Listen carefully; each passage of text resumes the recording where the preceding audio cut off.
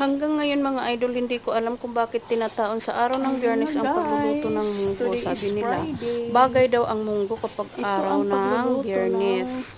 So, dahil Biyernes ngayon, ay nagluto ako ng munggo at hinaluan ko siya ng yung literal na pagluto malunggay, chicharon, at saka ng karning baboy para mas masarap siya. At pag ako ang naggugulay ng munggo, hindi ko masyadong dinadamihan ng sabaw. Mas gusto ko yung medyo mas malapot kasi masarap siyang papakin.